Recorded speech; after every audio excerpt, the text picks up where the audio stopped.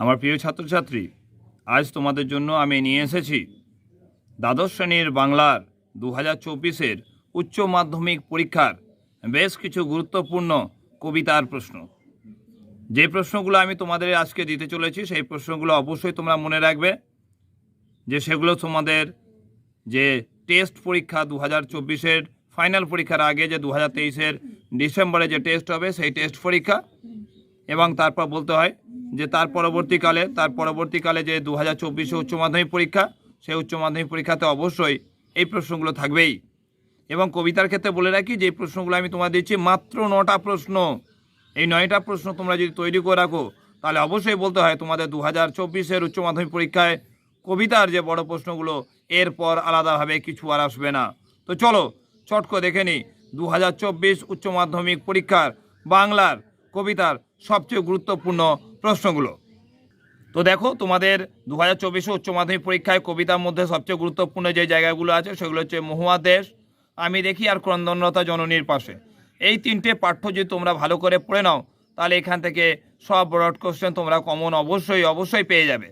তো দেখো, এখানে প্রথম প্রশ্ন মহুয়া দেশ থেকে আমি দিয়ে দিয়েছি যে আমার ক্লান্তির ওপর ঝরুক মহুয়া ফুল, নামুক মহুয়ার গন্ধ, আমার বলতে কার কথা বলা হয়েছে, তার এমন কামনার কারণ কি। তারপর দেখো মহুয়া দেশ থেকে 2 নম্বর প্রশ্ন করবে মহুয়া দেশ কবিতাটির বিষয়বস্তু আলোচনা করবে। 3 নম্বর প্রশ্ন অবসন্ন মানুষের শরীরে দেখি ধুলোর কলঙ্ক, কবি কাদের অবসন্ন বলেছেন, তাদের শরীরে ধুলোর কলঙ্ক বলতে কবি কি বুঝিয়েছেন। এই 3টে প্রশ্ন তোমাদের জন্য রইল মহুয়া দেশ থেকে। এরপর যদি আসি তোমাদের নেক্সট গুরুত্বপূর্ণ পাঠ বলতে হয় তাহলে বলো আমি দেখি থেকে প্রথম যে প্রশ্নটা খুব গুরুত্বপূর্ণ করবে তোমাদের টেস্ট এবং ফাইনালের জন্য বলতে হয় 2024 উচ্চ মাধ্যমিক পরীক্ষার জন্য, যে এই সবুজের ভীষণ দরকার, সবুজ বলতে কবি কি বুঝিয়েছেন, কবির সবুজের দরকার কেন। 2 নম্বর প্রশ্ন শহরে অসুখ হাঁ করে কেবল সবুজ খায়, শহরে অসুখ কি, শহরে অসুখ দূর করার জন্য কবি কি করতে বলেছেন।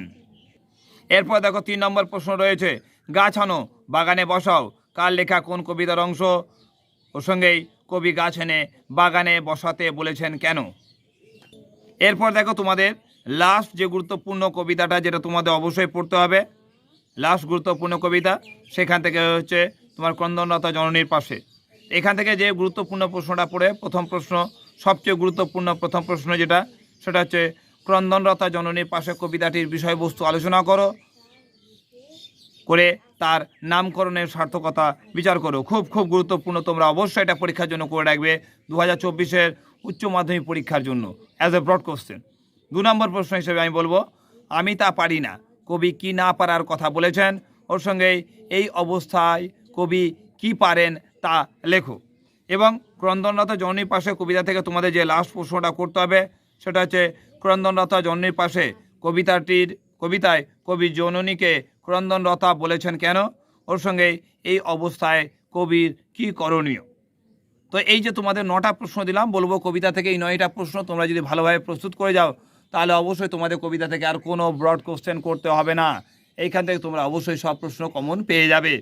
তো অবশ্যই এই প্রশ্নগুলোকে তোমরা খাতায় নোট ডাউন করে প্রস্তুত করে নাও, এবং অবশ্যই পারলে তোমার বন্ধু বান্ধবের মাঝে অবশ্যই শেয়ার করবে, চ্যানেলটাকে সাবস্ক্রাইব করে রাখবে, যাতে পরবর্তীকালে আমি গুরুত্বপূর্ণ আরও যখন ভিডিও নিয়ে আসবো তার নোটিফিকেশন সবার আগে তুমি পেয়ে যাও। তো দেখতে থাকো আমার চ্যানেলটা আর ভালো থেকো। থ্যাংক ইউ সো মাচ সঙ্গে থাকার জন্য।